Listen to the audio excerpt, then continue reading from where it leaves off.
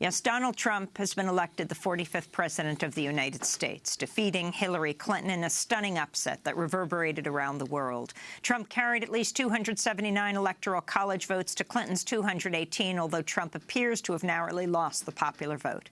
To talk more about Donald Trump's triumph, we're joined now by a number of guests. John Nichols is with us, political writer for The Nation. His new article, "These Election Results Will Define America." Linda Sarsour is joining us, director of the first Muslim online organizing platform, Empower Change, co-founder of Muslim Democratic Club of New York. Jose Antonio Vargas is a Pulitzer Prize-winning journalist and filmmaker. He's the founder and editor of #EmergingUs and founder of Define America. He famously came out of the shadows in 2011 in the New York Times Magazine with his story, My Life as an Undocumented Immigrant. Nicole Hannah-Jones is with us, award-winning reporter covering racial injustice at the New York Times Magazine. And joining us on the phone, longtime investigative journalist Wayne Barrett, who's been reporting on Donald Trump for decades.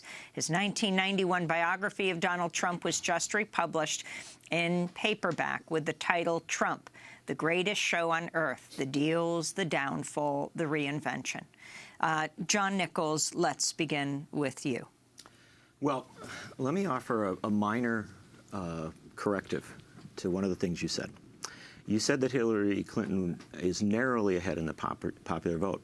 America has a lousy, messed up election system, and we count votes really slow.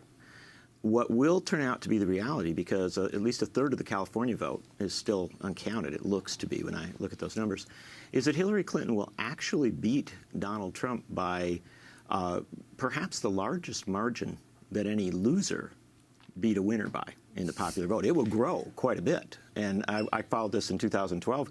Barack Obama's win grew from the night of victory from 225,000 to 5 million. And so what we have in our country today is a reality that we have a new president who in most countries in the world would not be president. Because in most countries in the world, the person who wins the popular vote becomes president.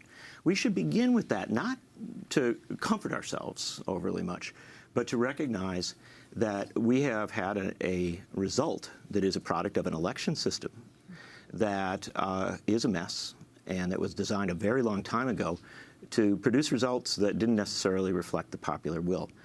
For those of us who are unsettled by Donald Trump's election, that's an important beginning point. One other element I would throw in, though. I've covered the new Republican Party. This is the Republican Party that came into existence after Barack Obama's election. This Republican Party understands that when it gets power, it uses it quickly. And this is an important thing. Donald Trump will assume the presidency with a Republican House and Senate. If we look at the pattern from the states from 2011, they will move very rapidly on elements of their agenda. And I would counsel that Donald Trump was elected on the most right-wing platform in the history of the Republican Party, a platform that is filled with economic and social proposals that are more strongly backed by his congressional caucuses than by him. So I would simply suggest that we are at a radical pivot point in this country. And on the eve of the election, Newt Gingrich said that he anticipated if Donald Trump was elected, there would be mass protests and a great division in this country.